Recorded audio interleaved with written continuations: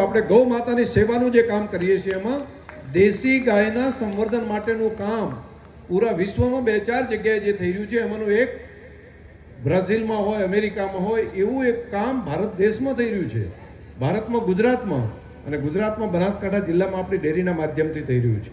250 acre જમીનની અંદર ભીલડીની પાસે એક એવું વિજ્ઞાન સાથે દેશી ગાયના સંવર્ધનનું કામ કર્યું છે કે એક સારી ગાય હોય તો એમાંથી દર વર્ષે આપણે ત્યાં 12 મહિને એક બચ્ચું આપે ને, અહીંયા આગળ આ વિજ્ઞાનનો ઉપયોગ કરીને એક ગાય એક વર્ષમાં 50 બચ્ચા આપે એવી વ્યવસ્થા થઈ છે. આ અદ્ભુત વિજ્ઞાન છે.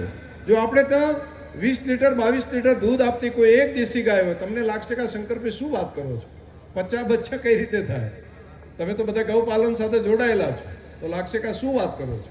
પરંતુ હા, આ વિજ્ઞાને ખૂબ મોટો એક ચમત્કાર કર્યો છે.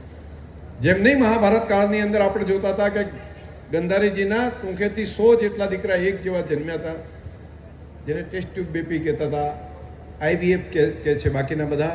તો એ ટેકનોલોજી આપણે ત્યાં બનાસની ધરતી ઉપર તૈયાર થઈ ગઈ છે અને 250 એકર જમીનની અંદર વિશ્વ કક્ષાનું એક મોટું સેન્ટર એવું નિર્માણ કર્યું છે કે જો આપણે ત્યાં એક સારી ગાય ગૌ માતા હોય તો અનેક ગૌ માતાઓ કરી શકાય, તૈયાર કરી શકાય. સારું, એના ગર્ભને સારી ગાયનો એક ગુણ, એક એક્સ, એને ઓછું 2 લીટર દૂધ આપતી ગાય હોય, એમના ગર્ભની અંદર પ્રત્યારોપણ કર્યા પછી એમાંથી જે વાસળી આવે એ રોજનું 20 લીટર 30 લીટર દૂધ આપતું થઈ શકે.